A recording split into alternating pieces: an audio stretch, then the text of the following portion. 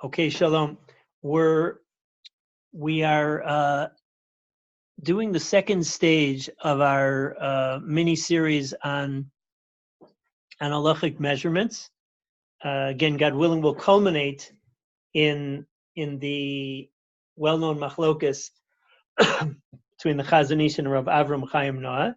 But the underpinnings of the approach is this whole concept of shiurim, this whole concept of halachic measurements. Where does it come from?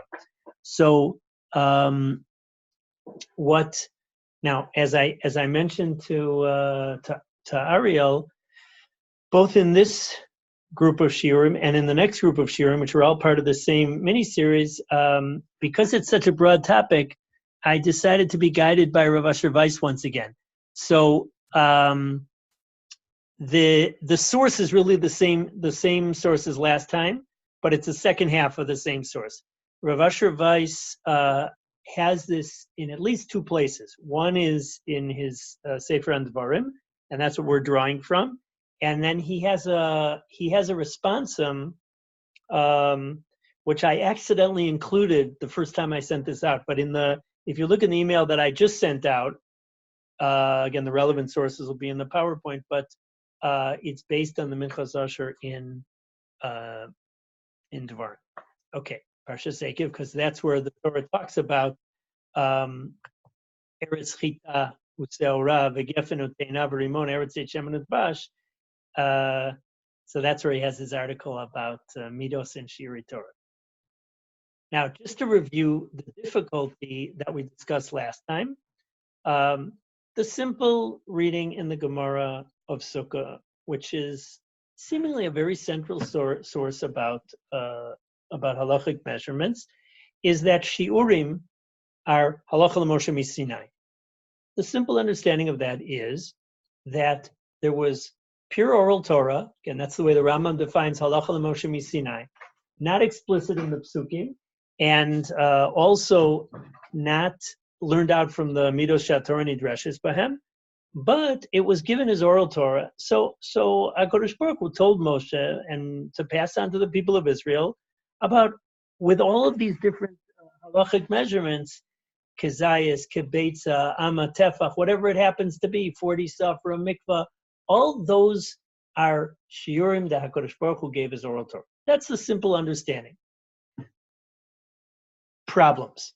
Number one, a very, very similar Gemara appears in Brachos, but there it seems to say that shiurim are midrabanan. And the Gemara at first says, "Hey, shiurim are halacha l'Moshe miSinai." No, it's in the psukim. Doesn't it say Eretz Chita Useora V'Gefen Uteina V'Rimon Eretz Shemen Udbash? And each one of those is alluding to a different shiur. Now, again, I said alluding to, but in the Gemara it originally was thinking that it was a source. And then the Gemara says, no, that's the shiurim are really halacha l'Moshe miSinai, but they connected it to this pasuk. But in the Gemara Brachos, it ends the same way, except there's one difference. It says the shiurim are midrabanan, and they connected to that pasuk.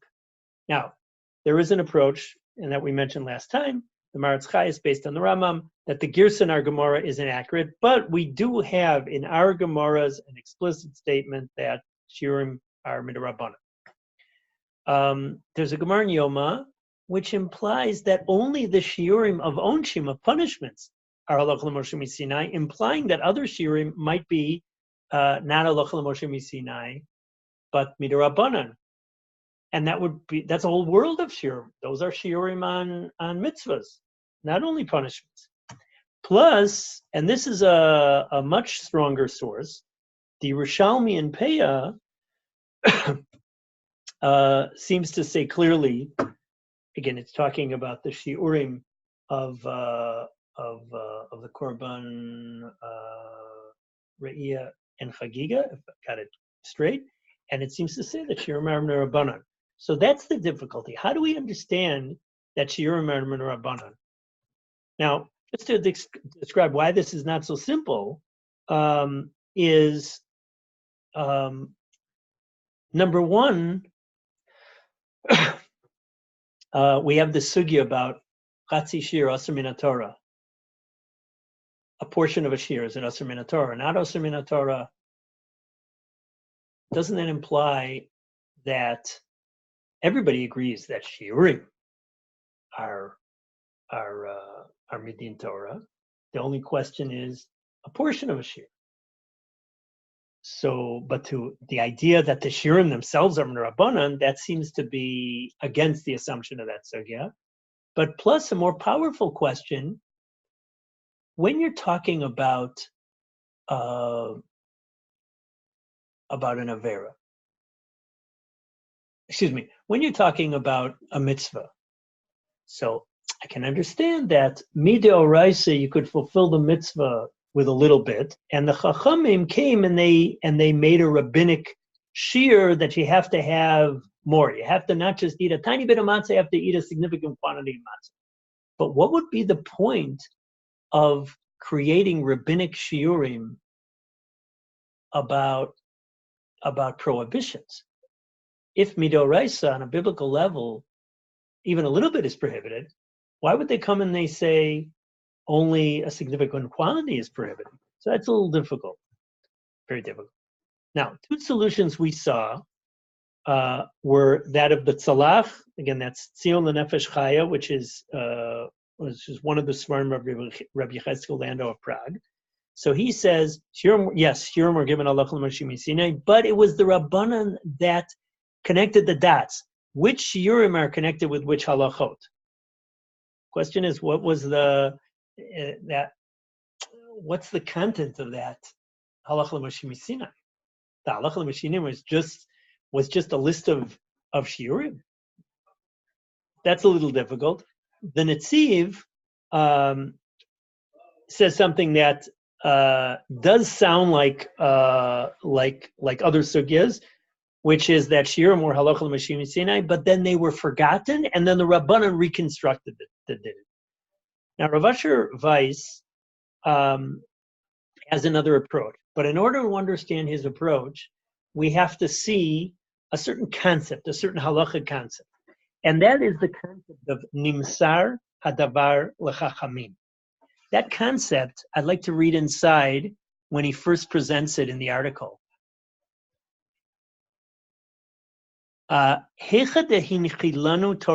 the Torah gave us a principle or a category, which definitely has details. Volonit paresh bakra Elohim pratav umahu mafteach yediatam. But the pasuk doesn't say what are the details and what is the way of knowing them. Al korchachu nimsar adavar l'chachamim. By necessity, it must be that Hashem left it up to the Chachamim le'ayin b'halacha zo, to look into this. By the Chachamim we mean the Sanhedrin, to look into this halacha v'likvoat prateha v'dikdukea, and to determine what the details of this area of halacha would be. V'zeu shekra'uhu rabosenu harishonim nimsar hadavar l'chachamim. This is what our Rishonim referred to as the matter was given over to the Chachamim, meaning there's a biblical din whose details were left by HaKadosh Baruch Hu to be filled in by the Chachamim. When it was handed into their hands, it's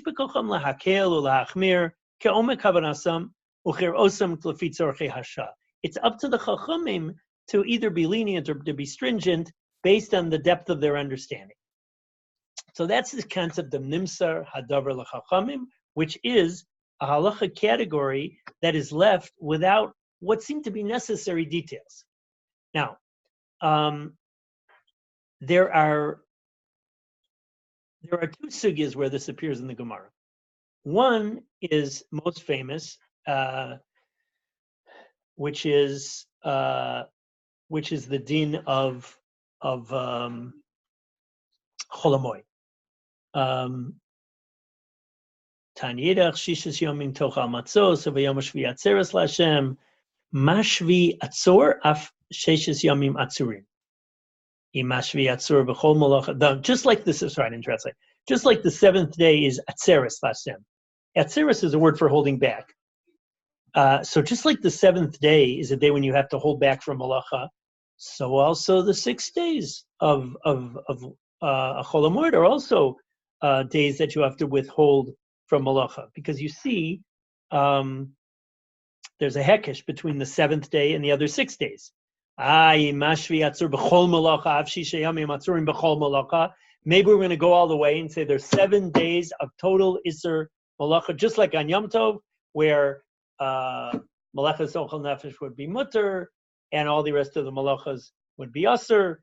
Whatever Hilchos Yom Tov would be, 7 days, says the Gemara, Talmud Lomar, Uvayom HaShvi Atzeres. The Torah does single out the 7th day. Hashvi'i Atzur B'chol Malacha, Ve'ein Shisha Yamim Atzurim B'chol Malacha. The 7th day is the only one that is prohibited with all Malacha. Again, in parentheses, except for Malachas Ochel Nefesh. Ha lo misaran hakasuv ela l'chachamim. The Torah has only given this over to the Chachamim. Lomar lecha eze yom asur ve'eze yom mutar, eze malacha asura ve'eze malacha muteres. The Torah gave it over to the Chachamim, meaning Hashem told the Sanhedrin, you're going to be in charge of determining which malachas are prohibited and which malachas are mutaros on Chol Hamoed. So that explains the special heterim that exists on Chol Hamoed. Now Tosfos formulates it as a difficulty. Let's just have a look at the Tosfos's expression or Tosfos's question. How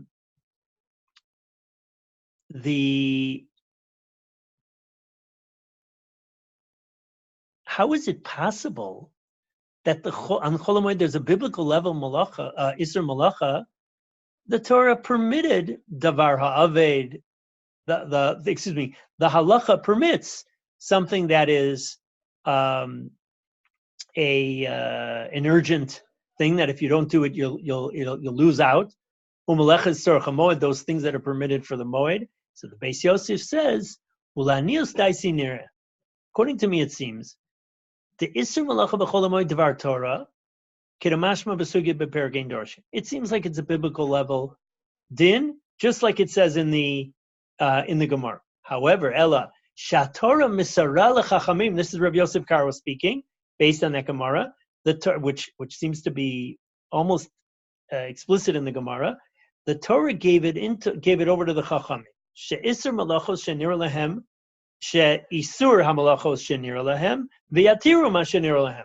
That they could prohibit and permit what sees fit. Okay, because of Aran, Bereish Yom Gabi Inoye Di Yom Kippurim, Bar Mi'achilu Shtia. Okay, we'll see that. This is similar to something that the Ran says with regards to the prohibitions on Yom Kippur. There's another Gemara where this appears, which I won't dwell on, but just you should see the Lashon. Just a minute. Comment. In the Parshats, what do you mean? In Parshas Bahar, and I'm sure what you mean. What view is expressed in the Parshas Bahar?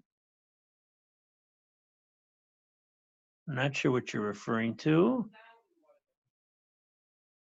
All the mitzvahs were given at Sinai. This was given at Sinai, but part of the contents of this mitzvah were to be determined as part of the way HaKadosh Baruch Hu built this particular din.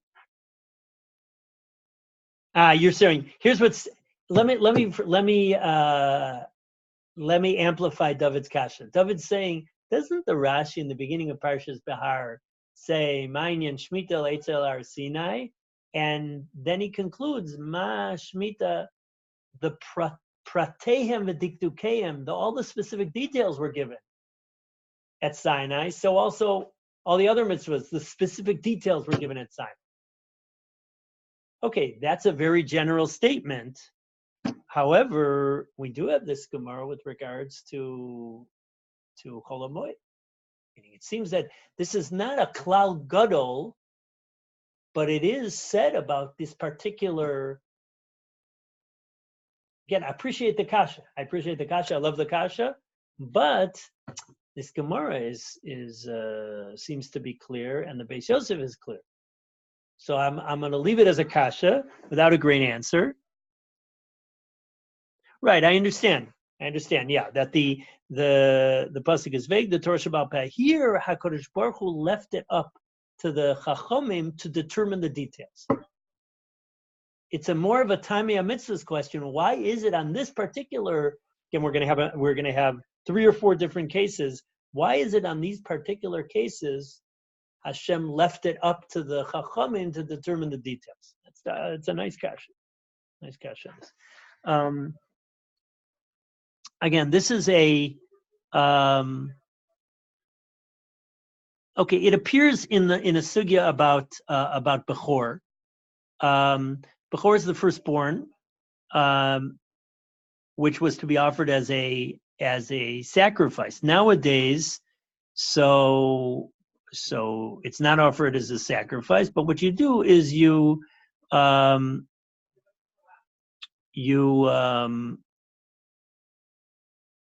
nowadays we let a mum develop. The Mishnah says, how long does the Israelite, have to take care of the Bechor?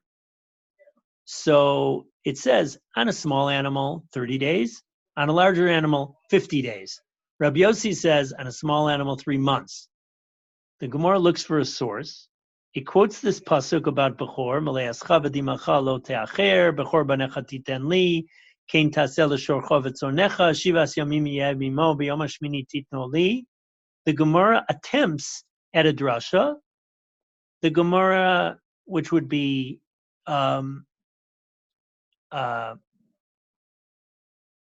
making a parallel between Bechor Adam and Bechor Behema, etc., etc. I just want to get to the last line of the Gemara. And the Gemara says, wait a second, maybe you should do it the other way. Maybe you should darshan the pasuk in a different way. And the answer of the Gemara is Ve'ema lo misarcha hakasuv ela chacham. The Chachamim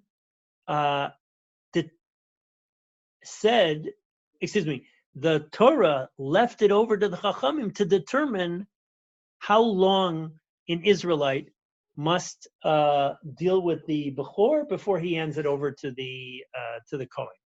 30 days, 50 days, and that is a din deoraisa whose details were included by the Chachamim. Now, Rishonim say this also. The Ran discusses a big discussion that appears in the Rishonim about which of the 5 inuim, which of the 5 types of restrictions on Yom Kippur are biblical and which are rabbinic. You can't eat, you can't drink. But then there's washing, wearing shoes, sexual relations. Are all 5 deoraisa, or are all 5 not deoraisa? Why would you even think that all 5 aren't deoraisa? Because we have a leniency about washing. And where does that leniency come from? The king and the kala can wash their face. So the Ran says, even though the prohibition against washing is a biblical prohibition, the Torah just said, the Torah just said, afflict yourselves. The Torah didn't clarify what this inui is, what this affliction is, what its details are. Apparently, you must say that the Chachamim were given the license to determine the details. It was the Chachamim that determined what the essence of this inui is and what's included in it. And therefore he says, Lefika chayanirali, it seems to me, the kulu midaraisa, they're all biblical, all 5 are biblical. Ella de cheven de lav bechlal inui de ksivi bikra behedya bidaraisa ninu. It's not explicit in the Chumash. Ella mi ribuya de shabasonasu. They are part of a ribuy, they're part of a drasha that makes an extra inclusion. Ukadisa begemara kilei tfei. They are biblically more lenient. Umisarana kasav lechachamim, and HaKadosh Baruch Hu handed this over to the chachamim. Beheme kelu bahem lefi masharoi, and they were lenient where they saw fit. So that's That's striking. The Ran says something like this with regards to the Daled Minim. There's different psulim on the four species. There's different requirements or different things that will invalidate one of the four species. And on the rules of Hadar, and the rules of what's considered biblically beautiful, if you will, halachically beautiful, and the lack of Hadar would invalidate an esrog, let's say. So there's certain things that are necessary on the first day, and certain things that are necessary all 7 days.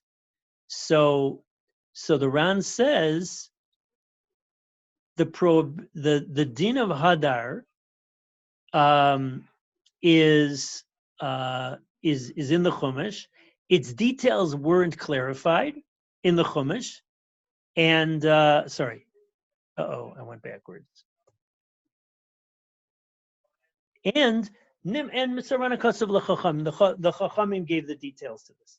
Anyways, this is an example where, once again, there's a din d'oraisa about the rules of an esrog. However, the details of what applies on the first day, what applies on later days, that was something that HaKadosh Baruch Hu left up to Chachamim. By the way, there's something I didn't include, which I was going over the Makoros. The Rush has a very striking halacha. And the Rush says it explicitly. Sorry for not bringing it in the PowerPoint, but the Rush says like this. It's in the article.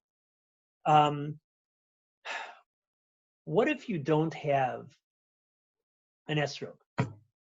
So the Gemara says, let's say a person doesn't have an esrog. There's no esrogim that year. Maybe you'll say, I'm going to take a pomegranate, or I'll take a quince, I'll take some other fruit. Says the Gemara, no, you don't take any other fruit. There are Rishonim that say that even if you don't have an esrog that is a fresh esrog, you could take last year's esrog. You could take it just like the Gemara talks about last year's lulav. You could take last year's esrog, a dry esrog. A dry esrog is pasul. Well, they're medayik from the Gemara. They infer from the Gemara that it is only another kind of fruit that you can't take. But a pasul esrog you could take, meaning a dry esrog you could take. The Rush says, based on his reading of what the Gemara seems to be saying, that you would make a bracha on it. That's wild. You would be making a bracha on a dry esrog? So says the Rush, that the din of Hadar, the din of what's considered a kosher esrog, is a din d'oraisa. However, the details of that din were handed over to the Chachamim, and the Chachamim were able to determine that b'shas adchak, in times of special need, when there aren't normal esrogim around, fresh esrogim around, you can take a dry esrog and even make a bracha over it, and it's not considered a bracha levatala. So that's wild. That's a wild din. So that's a very extreme example of nimtzar adav l'chachamim. Rav Asher Weiss himself applies this din to kinyanim, that we know al pi Torah that there are acts which will transfer ownership, and it is the chachamim that determine which particular acts transfer ownership. Mesira, handing over the reins of the horse, or meshicha, pulling a small animal, hagba, lifting up an animal, etc., or lifting up something, etc. All the different kinyanim he suggests are dinim d'oraisa, which the chachamim determine the content of. Now, there's a Rav Asher Weiss wants to suggest that this is also the case with regards to shiurim. V'chach nira, he says, this also seems lichora, apparently, like Abay Shiurim with regards to halachic measurements. De nimsar adavar l'chachamim, this has been handed over to the chachamim, meaning it's a biblical din. However, the Rabbanan gave the din its contents. Okay, Amram, Kim Lehulu Rabbanan, like we say in the Gemara Yoma, the Rabbanan knew the Koseves, the Bahachim Yasva Daite, Batsam Yachalom Yasve. The Gemara says, where does the shear of Koseves come from? What is the shear of a date's worth of food is prohibited, is considered something that would be considered Chilul of Yom Kippur? How do they know that shear? Well, they knew that will be miyashiv a person's das, and less than that will not. A person is considered, he's still fulfilling inui, he's still fulfilling the rule of afflicting himself if he eats less than a koseves. The moment he ate a koseves, that's miyashiv dato, that makes him feel okay, and then he's not fulfilling the din of inui. You see almost explicit in the Gemara. The Gemara doesn't use the expression of nimsar adavar l'chachamim, but it says kim lehul rabbanan. The rabbanan knew, so it sounds like they were the ones who were able to determine what the shear was. So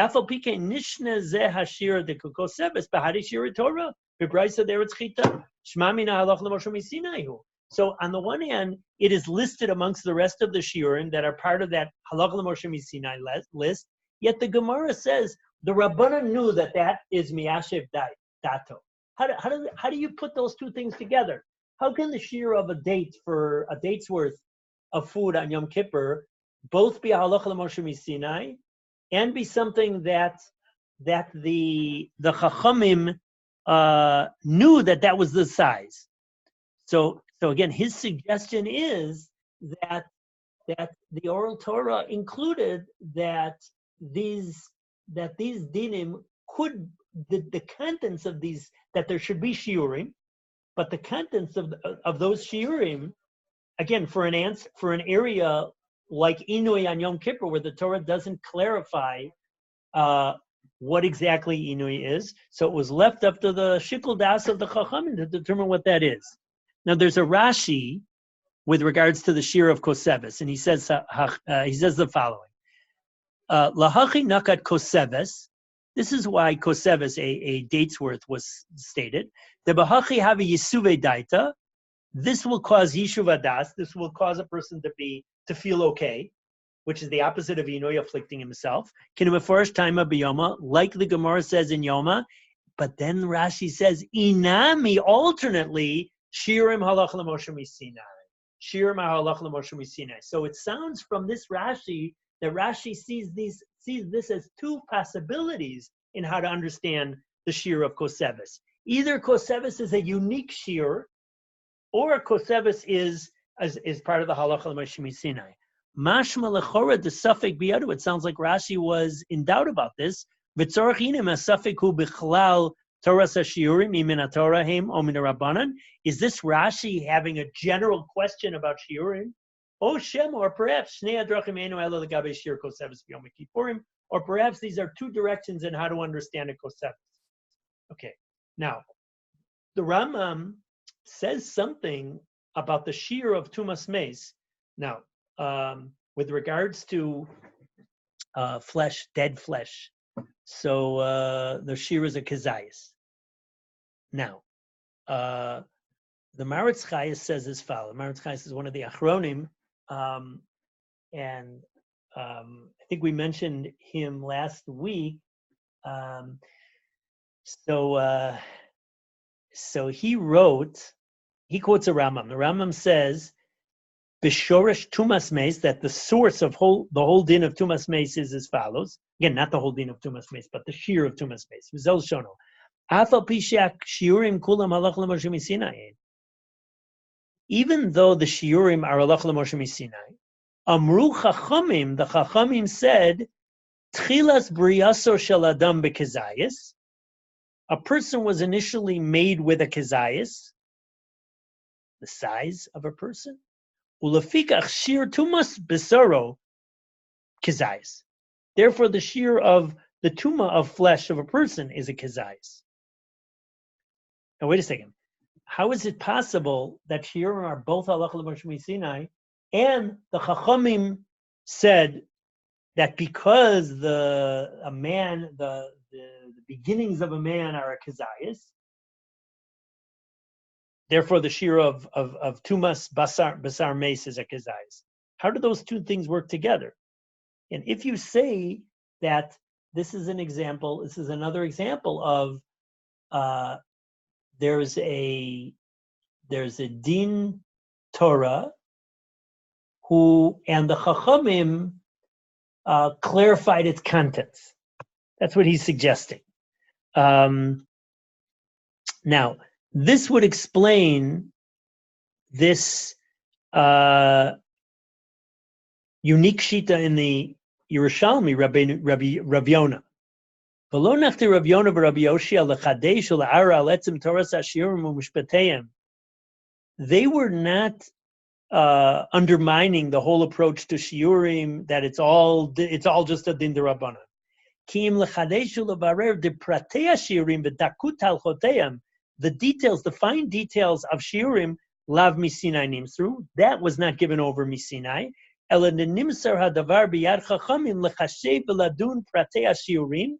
It was given over to the chachamim to calculate and to decide the details of shiurim, kefi havanasam b'mahus ha'inyanim, as far as their understanding is about the essence of these different dinim and what would be the appropriate shiur for each.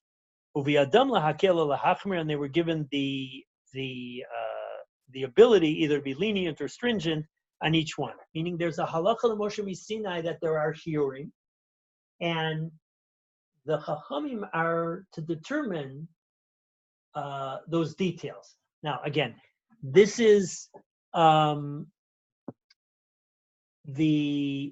you would only say this kind of a thing, I think, with shiurim, as opposed to something like Inoy on Yom Kippur or Hadar for the sport species, or perhaps the kinyanim.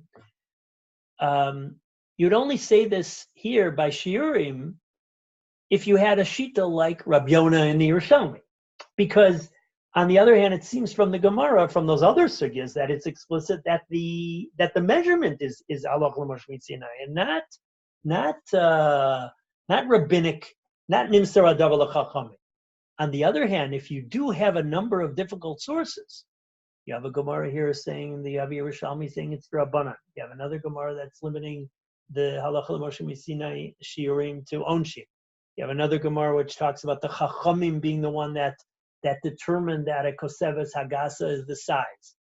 You have a Rambam talking about the Chachamim determining that Kezayis is the appropriate shiur for Tumas Meis. So all those sugyas together create one big demand for a new understanding of shiur. And that's why he comes up with this approach of Nimsar Adav l'Chachamim. Okay, that is what I wanted to share with you today.